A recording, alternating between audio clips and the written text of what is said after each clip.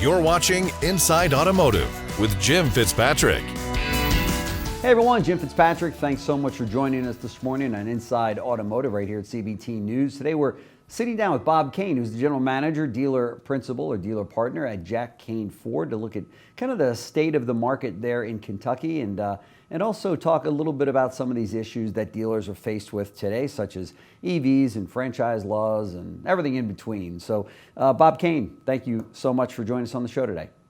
Yeah, you bet, Jim. Glad to be here. Yeah, so everybody, I should mention that everybody knows your brother as well in the industry, David Kain. He's one of those guys that speaks at so many conferences and has done such great work for so many dealers. So you look like him, you sound like him, and so he's clearly part of the family there. Yes, indeed. Yeah, we're proud of David. He's done a great job, and he's going to continue to give a lot back to the industry. Sure. And of course, I should also mention you are working there as a family business at Jack Kian Ford. If you're in the business for any amount of time at all, you know the name Jack Kian because your dad was a legend in the industry before his passing, and everybody just knew him, liked him. I think he was also the past president of NADA, right? He was indeed, yeah. 2006, he was the NADA president, and he has done so much for the industry. He's sorely missed, and I don't think that a day goes by that somebody doesn't come in our store and say, "Hey, your dad had an impact in my life." Yeah, that's pretty cool. I'm sure that you're glad to hear that, right? Oh, absolutely. Yeah. Couldn't be more proud of him. Yeah, no question about it. So let's jump right in here. First and foremost, how is business right now at Jack Kian Ford? So January was a little bit on the soft side, which we did not anticipate. Okay. Our market was down about 10% on new vehicles. And Okay. from what I understand, the SAR was just under 16 million, which was overall pretty good for January. Yeah. And so February is off to a much better start. We do have vehicles sitting that we traditionally have not had sitting in the past, getting some age on them, like Broncos. They used to fly off the lot here, and the F-150s have even slowed down a little bit. The good thing is, though, we do expect February to be a good month. It just we're just kind of have a little hangover, I believe, from December. Sure. But it's used vehicle market a little bit flat. But the good thing is the retail values are still hanging high. Sure. What percentage, if you don't mind me asking, what percentage of your new car business is the F-150? For us, it's over 50%. Wow. It's a huge part of our market. The small SUVs have become much more popular, and Ford is now making a promised renewal of building vehicles that are lower in cost. Yeah. We've been, as dealers, begging the manufacturer to come up with vehicles that are in a better price range for young shoppers. Sure. And Ford has promised to do that. So hopefully we'll be seeing some of those come into market in the next 18 months. Sure. Was the Lightning not flying off the shelves there at Jack Kian Ford? You say the Lightning? Yeah. So, well, I don't know if you're aware of this, but Ford has a unique system set up for the Ford Lightnings. Dealers do not stock the Lightnings. They are sitting in a pool, and we have to sell out of this pool. And I'm hoping that Ford will rethink that philosophy because it's hard to sell a product that's not sitting on your lot. For sure.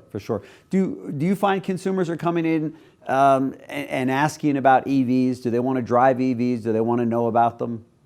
Yeah, actually so. I know this is surprising to some out there, but we do have good interest in the EVs. We think that the EV market is here to stay. There's been so many billions of dollars invested in the EVs and the infrastructure and so forth. It's like a train. The train has started motion, and I don't think that train is going to be stopped very easily. I know that the new administration is pulling back on some programs and things of that sort. Right. But it can't be changed that quickly. And the consumers are still saying, I'm interested. This is a product that if maybe you can increase the ability for it to go further without a charge, Yeah. that we're in. Yeah. And there are a lot of the federal programs and spiffs for the consumer to purchase an EV right now. Yeah, for sure, for sure. And is there what does the infrastructure look like in your neck of the woods for EVs? Are there charging stations? Are they readily available? Yeah. Or? Yeah, there is. We're located right near Lexington, Kentucky. Okay. It's very progressive area, Mm-hmm. and the infrastructure in this area is good. Now you get on the interstate and head west or down south, Mm-hmm. and the infrastructure is not very good. So Okay. that's the problem here. If you're just driving in the central Kentucky area, it's totally fine, but when you're getting outside the area, not so good. Right, right. I've spoken to a number of dealers over the course of the last couple of years, I guess, where they've said we really need to get more salespeople behind the wheel of an EV, whether they use them to take them home or they buy them or whatever the arrangement is with the dealer, so that the salespeople can then better present and talk about an EV to today's consumer that comes in. Because as you know, with salespeople, sometimes they'll sell what they're most used to and what they're comfortable with and what they themselves like. And have you found that to be the case where we don't have enough salespeople actually driving EVs themselves? Absolutely. That is such a true statement. When they do drive it, they get the customer behind the wheel of it. They love it. Right. But you're exactly right. Salespeople have to be bought into it.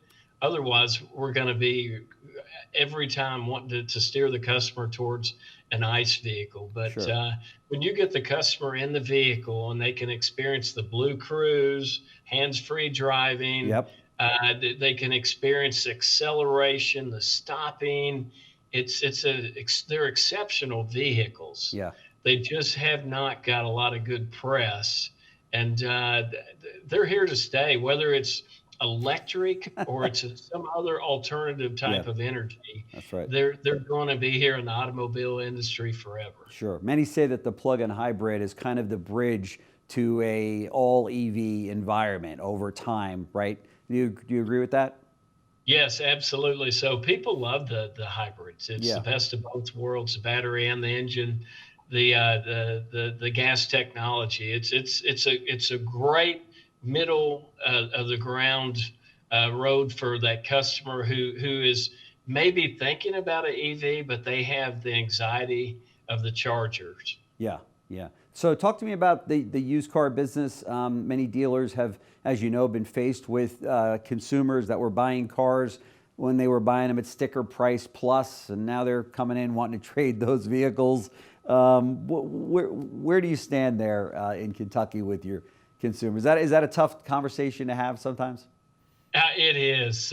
So yeah, a lot more consumers are coming in now who have inequity, and some of our sales consultants who started with us during COVID, Mm-hmm. they had no idea what inequity even meant, and so we're having to retrain all of our sales guys on how to handle a customer who has inequity in their vehicle, Sure. and having to teach them how to actually sell the product again.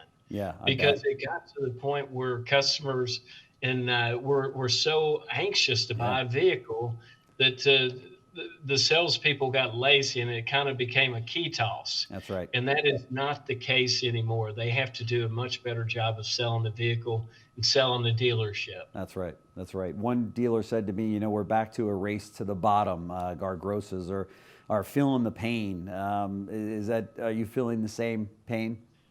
Absolutely true. Yeah, not as much on the used side, but on the new side for sure.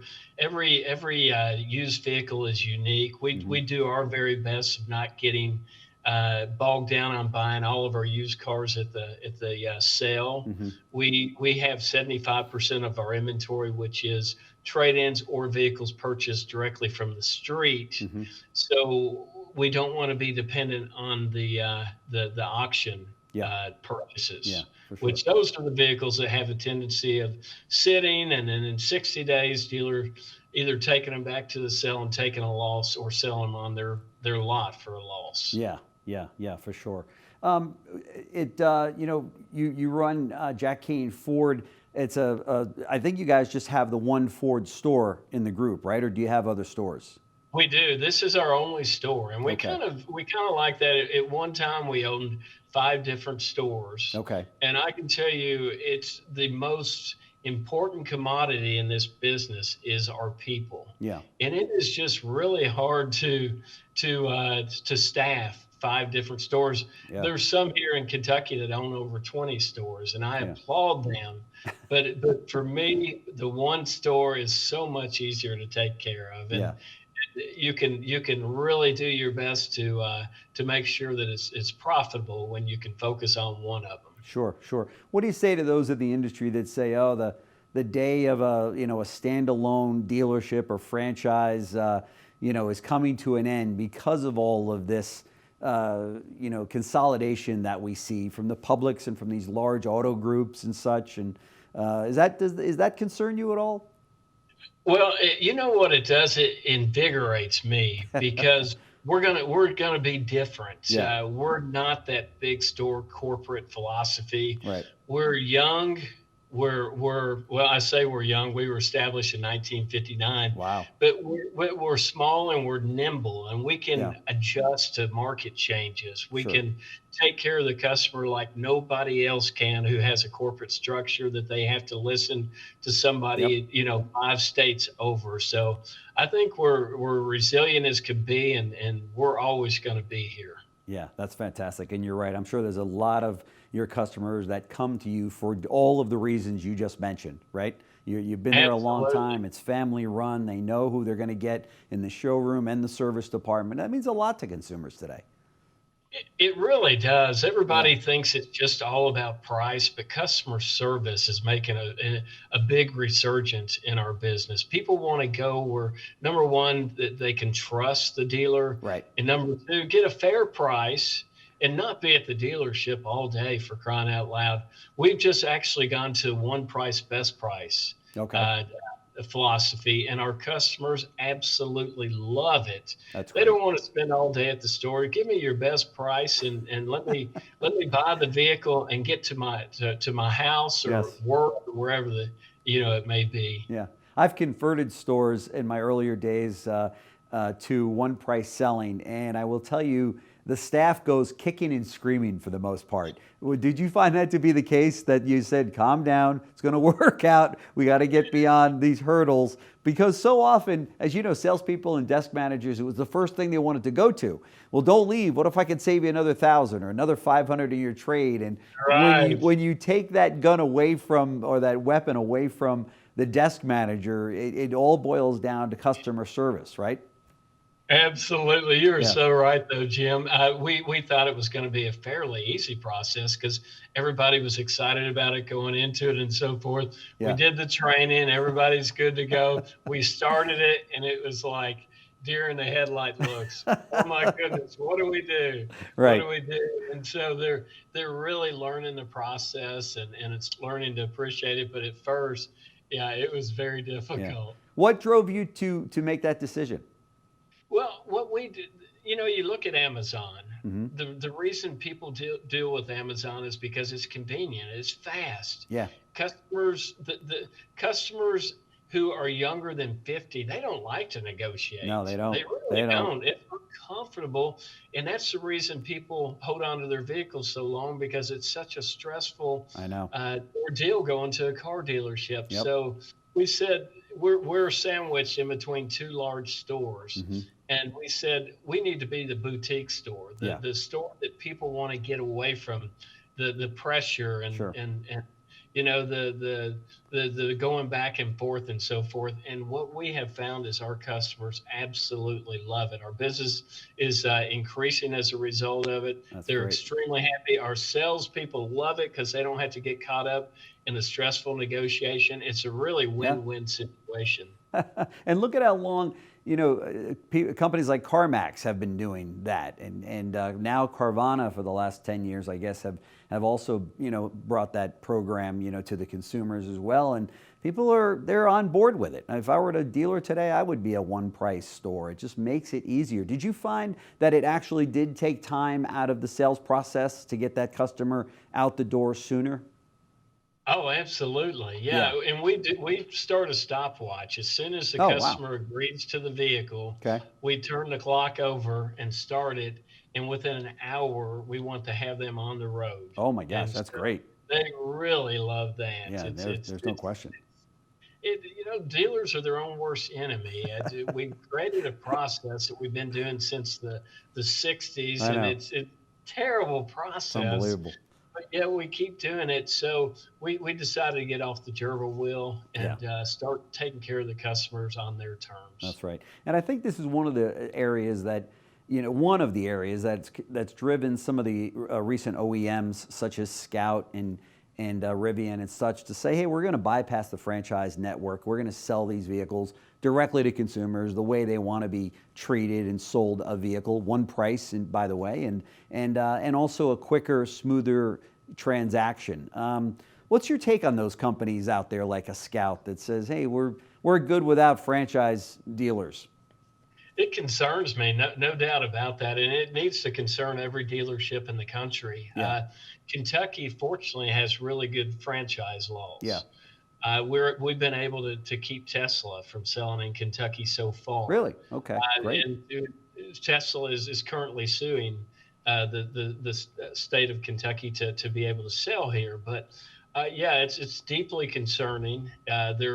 If we allow all of these new startup companies to do this, then what's to keep the other manufacturers from doing it as well? Right. Ford actually tried to do this back in the 1980s. Mm-hmm. They bought 3 different stores and Ford stores throughout the country and failed miserably. Yeah.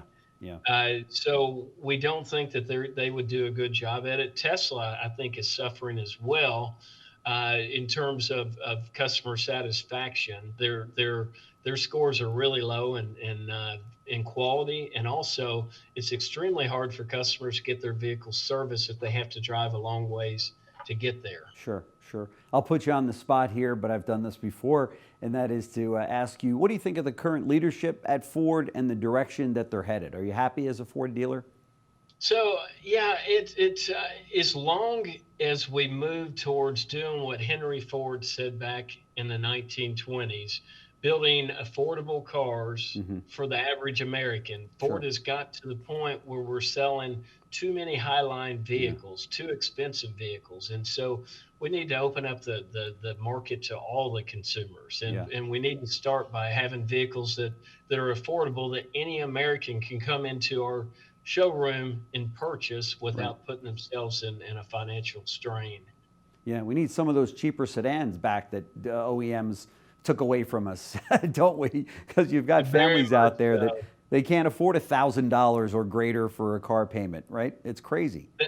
Yeah, that's right. Yeah. We've got to have cars that people can afford, and not just financial plans where you can monkey it to make sure that it fits in their financial comfort zone. We need vehicles that are actually affordable to the average American. That's right. No question about it. What are the things that, if there is anything, that keep you up at night, either about our industry or about your operation there in Kentucky? Maybe what we may be seeing with the tariff situation. I know that the word is that it would increase the average vehicle about $3,000. Yeah. That's something I don't think the consumers are going to want to pay for, and so that concerns me without a doubt. What's going to happen with the tariff situation? Yeah, that's a valid one. A number of your colleagues in the industry have shared that same concern with me here over the last month or so. It's I guess we're all hoping that the president's using it as a way to get these people to the table. And we don't really actually see these tariffs go into place, but whatever the case might be, just the word tariff strikes fear in dealers and OEMs alike, right? Yeah, without a doubt. It's just the fear of the unknown, And again, dealers are extremely resilient. No matter what Yeah. we're handed, That's we for sure. have somehow figure out a way to make it work. Boy, that's for sure. Between all of the things we've seen here in the last 5 years or 6 years, it's just been amazing. And dealers just find a way to work around it and move on and make money doing it and come right back at it every day. It really is amazing. Yeah. Absolutely. No question about it. Well, Bob Kain, General Manager, Dealer Partner at Jack Kian Ford. Thank you so much for stopping by CBT News and spending some time with us. I know a lot of dealers will get a lot out of our conversation today. So thank you so much. Thank you, Jim. Have a wonderful day. Thanks. You too. Thanks for watching Inside Automotive with Jim Fitzpatrick.